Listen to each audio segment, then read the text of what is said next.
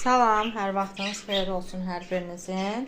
Bugün dovğa bişirəcəm. 2 dəstə çeşnişdir, 2 dəstə şüyüd, 1 dəstə kəvərdir, səhv eləmirəmsə bunun adı, tam tanımıram.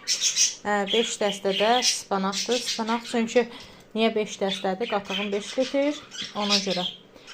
Birazca da petruşka əlavə eləyəcəm. Bunun içindən seçəcəm. Yaşıl olanlarından birazca. Çox yox, petruşka çox vurmuram.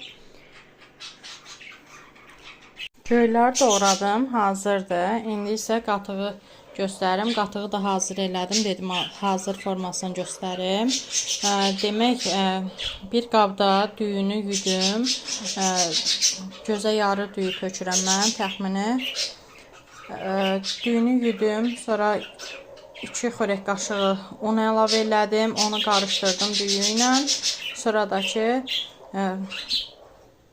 yumurtaları əlavə elədim. 2 ədəd də yumurta əlavə elədim. İndi yumurtanı, unu, düyünü qatmışam, qarışdırıram. Bir də onu qeyd edeyim ki, qatığı aş süzəniniz varsa aş süzəndən, yoxdursa süzgəcdən keçirin. Çox qəşəng olur onda. Yəni bu formada durur. Göyü də ki, indi əlavə eləmirəm. Göyü təzə video görmüşəm YouTube'da. Həmin xanımın səhifəsindəki kimi bişirəcəm. Göyü düyü bişəndən sonra əlavə eləyəcəm. Az-az əlavə eləyirsən, qarışdırırsan. İndi qatığı ocağa qoydum.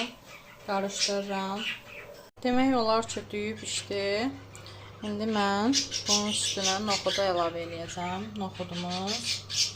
Bu qaraları da çıxardacam noxudun içindən.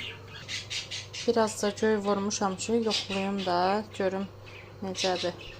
Qatığımız çox qaymaqlı idi, ona görə də rəngi çox qəşəngdir. Özündə də hiss olunur yağı. Göyü özüm yoxlamaq üçün əlavə eləmişəm 2-3 dənə. Göyü də yavaş-yavaş əlavə eləyirik, qarışdıra-qarışdıra.